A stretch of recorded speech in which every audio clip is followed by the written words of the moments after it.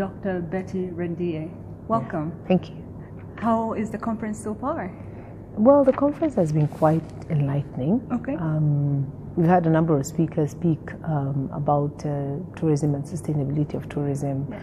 We've had people talk about the challenges that are being faced in tourism, especially Africa. And I think the most inspiring thing is the fact that people are beginning to look at Africa as a formidable tourism destination. Absolutely. And have an offering that rivals any other destination across the world. So I think there's an opportunity for us to begin to sell the authentic experiences that Africa offers. Absolutely. That are not replicable in other continents, actually, and help the people of Africa to actually to understand that they too are tourists.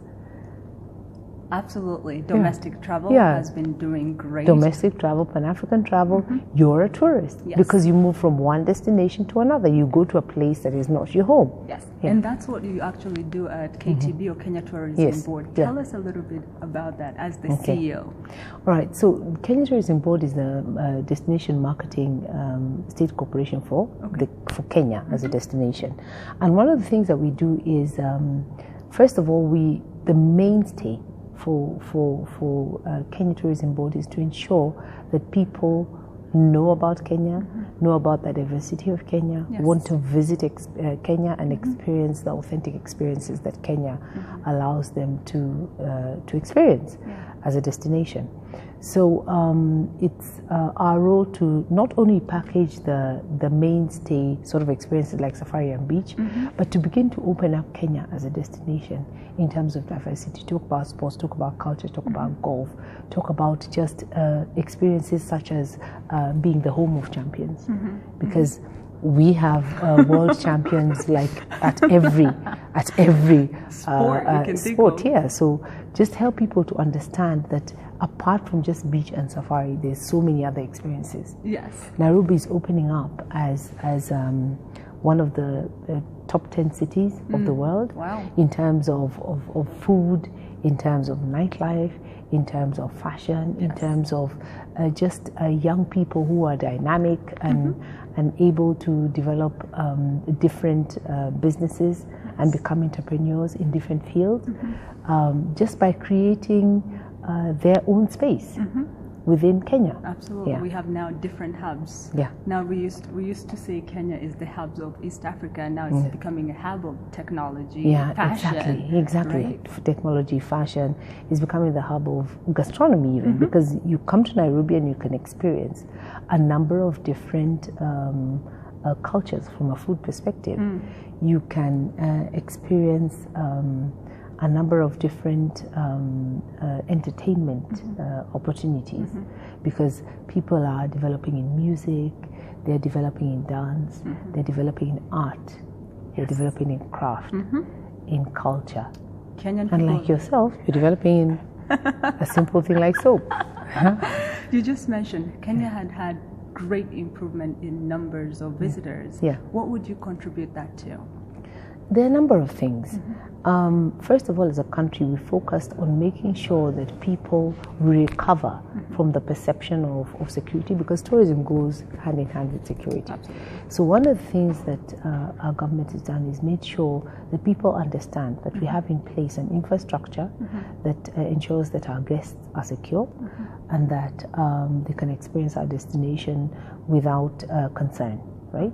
The second issue has been around making sure that we're investing in the country from an infrastructure perspective, from an access perspective, and obviously from ensuring that we create a climate that is adequate or is robust for investors to consider, especially new hotels and things like that. Absolutely. So that people begin to go to, or they like to go to destinations where they recognize familiar hotel brands, they recognize familiar sites in terms of places that they can go and either buy clothing. We've developed, the infrastructure has developed quite a bit in terms of malls and shopping, and this just creates for a fairly cosmopolitan experience, but also very quickly you're also able to experience the authenticity of Kenya. We're the only country in the world that has a national park in the middle of the city. That is true. And it's not just something that we say. You can go for a 2-hour game drive in the national park and see at least 2 or 3 of the big 5, which is incredible. Which is perfect for a business traveler or someone who is there for maybe a couple of days and they can't go to the Mara. Yes. Fantastic. Yeah. So I guess what would you say is the unique selling point for Kenya that is attracting visitors from all over the world, be it the States, China, or even Africans themselves?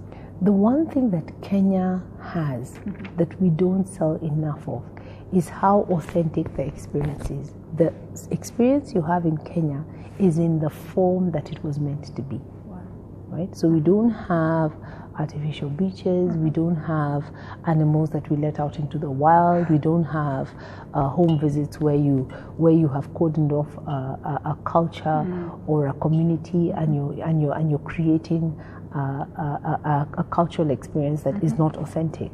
When people go to, say, homestays, they go to a real home and they visit with communities that live in a certain way, and they don't alter the way they live just because they have a visitor. Correct. You experience the real, authentic way that those people live. You mean they actually eat ugali and Yeah, they do. They eat what those people eat. They will, if you're in a community that are pastoralists, you will experience the herding that they do and all of those things, and that's just really important. Wow. But also there's other experiences, the people that we have not packaged before, things like adventure, things like skydiving, zip lining, hiking, running in the wild. Oh yeah. Those are some of the things that people don't know exist in Kenya, because for a long time we spent a lot of time focusing on what people were really interested in Kenya for, which was safari and beach. Yes. But now, even when you come for a beach experience, you can combine it with a safari experience.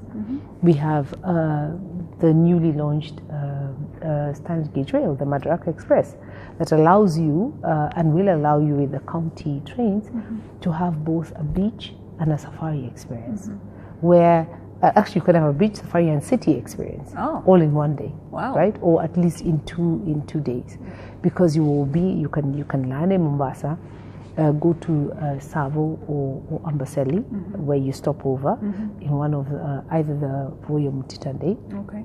And then travel on to Nairobi, where you can experience a city experience. You can then have all of the other experiences that Nairobi has to offer, which people don't really know about.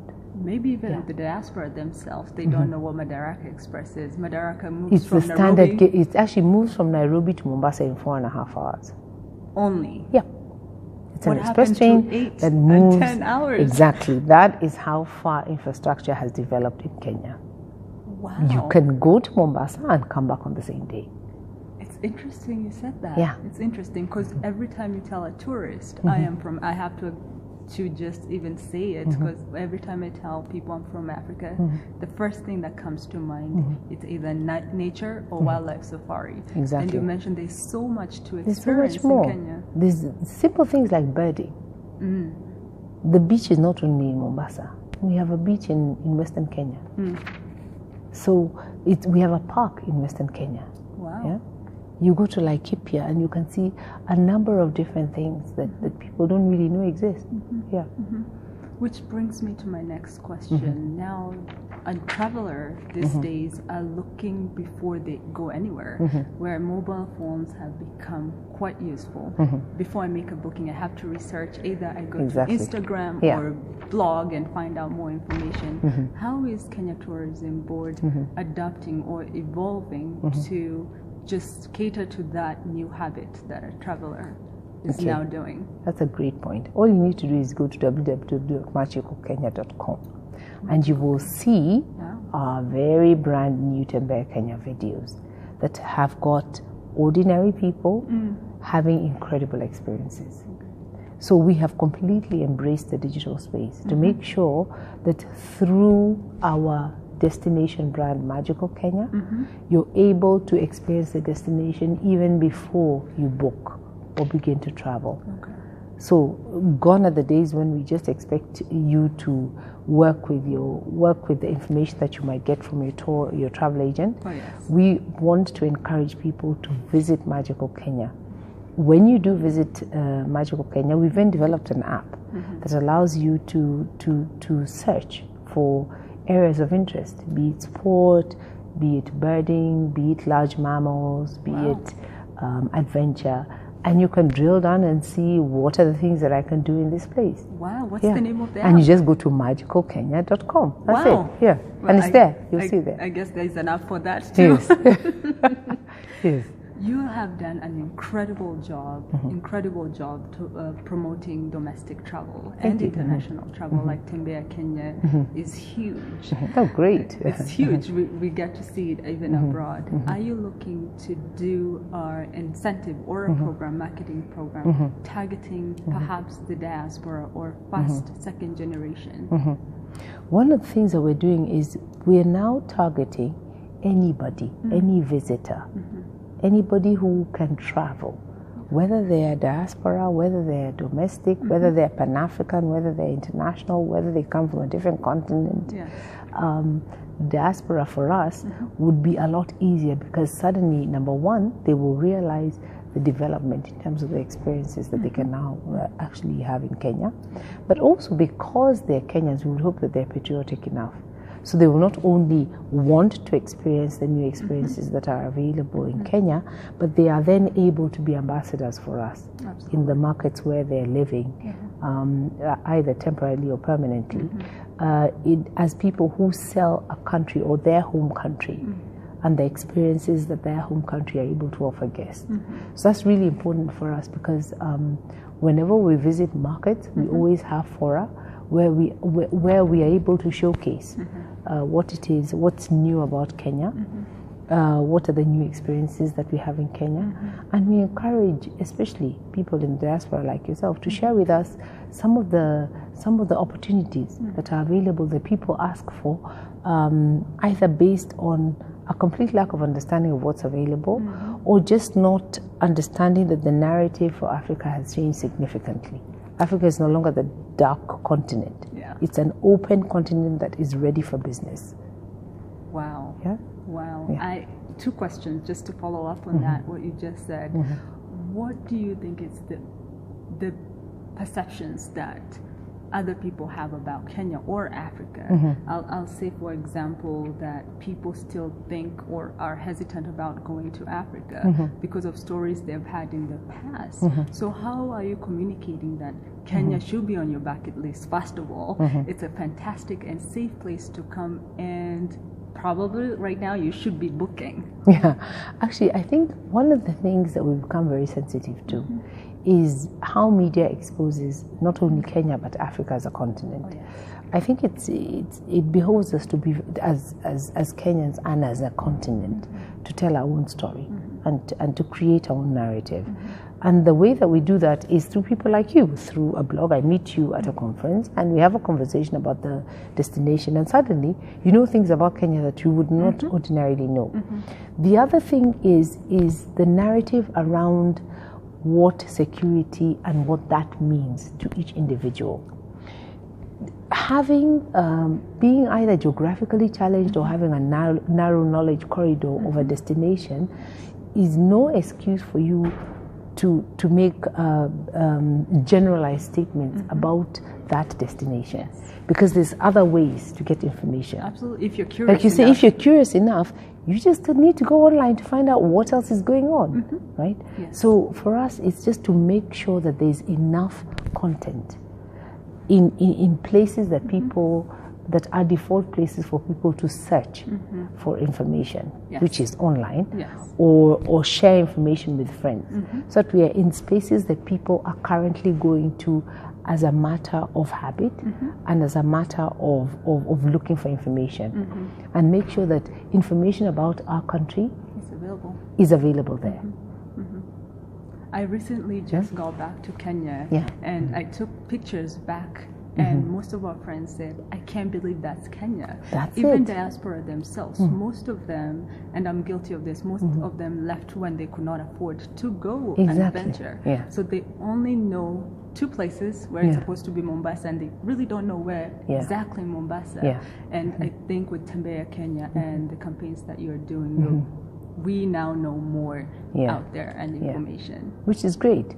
And we always encourage people, when you visit, and luckily, things like Instagram, things like Facebook, where it provides platforms for sharing information and sharing experiences, by default allow you to be an ambassador for Kenya, because you're going to be sharing your experiences, and there's nothing more authentic than you telling your friend, this is what I did when I was here.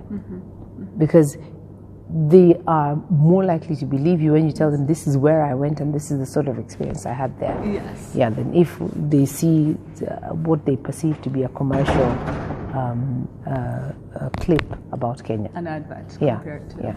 So what message do you have for somebody considering coming for a vacation here in Kenya, but they just have a little bit of hesitation just because it's new? But what would you tell that somebody who is just a click away? All I say is, if you truly want to experience the authenticity of Africa, or the authenticity of safari, beach, culture, heritage, you will find all that in Kenya. Wow. Yeah. So with your job, 2 last questions. With your job, you get to travel quite a bit, and you meet different people in planes or at the airport. Perhaps the viewer would, let's say a viewer would be sitting next to you and they told you they're going to Kenya for the first time. So what are the top 5 things that they should do, or at least you would suggest they do when they're in Kenya? So first of all, you have to start gently with them, right? So you have to tell them about the beach and the safari, which they expect you to tell them. And then tell them, safari is not just about you sitting in a camp and going onto a tour van and then going around to a game drive in the morning and a game drive in the evening. Now you can have a hiking safari where you actually walk in the wild. You can do that? You can do that. You can have a balloon safari where you actually take off on a balloon and are able to have a completely different point of view of your wildlife experience, right? When they come to the beach, it's not just about sitting on a beach bed and watching the ocean and sunbathing. Now you can go snorkeling, you can go skydiving, you can. There's a lot of other activities that you can do whilst you're even just experiencing those 2 things. So it's not the traditional safari or the traditional beach experience, right? So whilst you're there, experience the city that you're in, experience the food, experience the culture, go to the old town, see what's going on there. Wow. Lamu was already declared by the UNWTO one of the heritage sites of the world. Yes. So go and see that. Wow. So don't just be, as a tourist, limited to only your vision in terms of, or as a visitor, because I stopped calling people tourists, I call them visitors, because it doesn't matter whether they're black, white, yellow, blue, they're actually experiencing the destination, right? Good point. So I always tell them, go and see things that you have not seen. Have one more experience that you haven't had before. Yes. Yeah. Like going to Fort Jesus. Yeah. And if not for Jesus, go to the caves. I guess I have to ask this because it might be behind some of the viewers' Yeah. mind. Is it safe to travel to Africa and specifically Kenya? I live in Kenya. Do I look like I am harassed or unable to go around in Kenya? Safe is relative. There's nowhere in the world that is safe, right? Per se, because terrorism is a global phenomenon. Yes. So I think people just need to move or push the envelope in terms of how it is that they connote safe. True. Right? Very true. And to answer the question, of course it is safe to travel in Kenya. 40 other million people live here. 45 million people that are living here and traveling around. Okay, there you go. So last remarks that you have about the viewer that's watching this and they're thinking, Kenya sounds exciting. What should they expect if they book and when they book? When we say magical Kenya, we mean magical Kenya. You just have to come and live the magic by coming to Kenya. there you have it, people. Yeah. So maybe teach us, as we wind up, last thing, teach us a little Swahili. Most people know jumbo, which is hi. Maybe a day, which Just is say Karibu Kenya. That's all we say. Leave this jumbo business. Tell them Karibu Kenya because you welcome them to Kenya.